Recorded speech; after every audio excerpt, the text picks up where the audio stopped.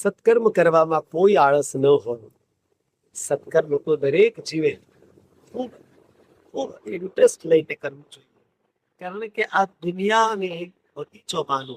આ દુનિયા રૂપી બગીચામાં પરમાત્માએ આખી સૃષ્ટિનું સર્જન કર્યું અને આપણને માનવીઓને એ બગીચાના માળી તરીકે મોકલ્યા છે.